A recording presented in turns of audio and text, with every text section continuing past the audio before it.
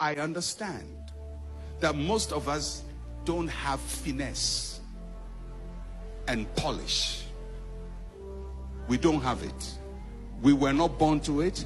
Your father was not a noble. Your grandfather was not a noble. So you were brought up with street ways.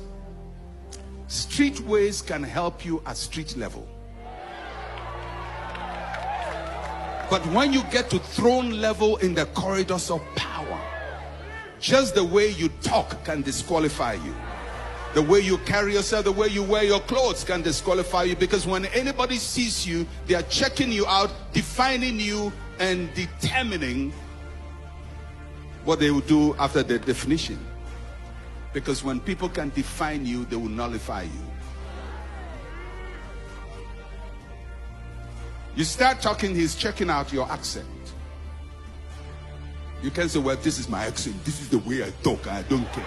Yeah, it will help you to be popular with your folks, but at a certain level, this way, the way I talk, it's not going to help you.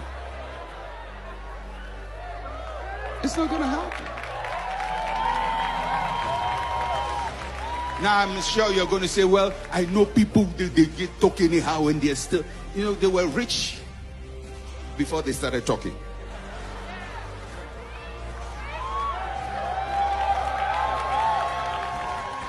So he says, I want people from a higher social class, the sons of the rulers, people who are predisposed to leadership. Because Nebuchadnezzar says, I don't want people I'm going to spend the rest of my life trying to fix. I want people who come with a certain propensity, so when I train them, my training period will be shorter. Because the pace at which the world moves, nobody wants to teach you one lesson 3 times. They don't have time for you. So they teach you once, you don't get it. Maybe give you another chance, you don't get it, you are out. The Nebuchadnezzar system has no sympathy for your weakness. Because the system Nebuchadnezzar set, and by the way, the system of Nebuchadnezzar is the system that runs our world. It doesn't run the kingdom of God, but it runs the world system. And it has no sympathy for your weakness. It's not going to lift you up when you are down. If you don't stand, nobody will recognize you. If you don't talk, nobody will ask you to speak. Nebuchadnezzar's system says you have to be smart, you have to be intelligent, you have to know what is happening around you.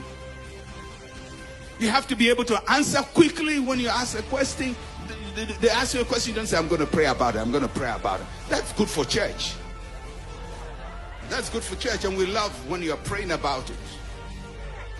But when you are going out there, nobody cares whether you pray about it or not. They want you to give an answer immediately. So Nebuchadnezzar says, Ashpenaz, look for these 3 qualities.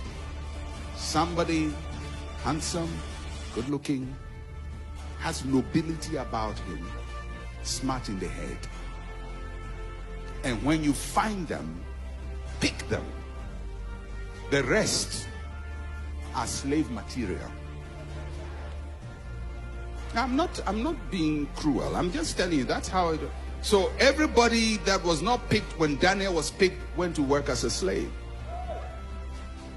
In just that one moment, people who came to Babylon have been separated into people who are perpetually going to be hewers of wood and drawers of water, and another group now have the opportunity to stand before the king. And if you look at it, and I'm not saying it's a fair system, I'm just saying if you look at it, nothing spiritual is mentioned there. The world system has been built to exclude believers. The more spiritual you become, the more the world system is designed to throw you out. That is why we cannot just be spiritual alone.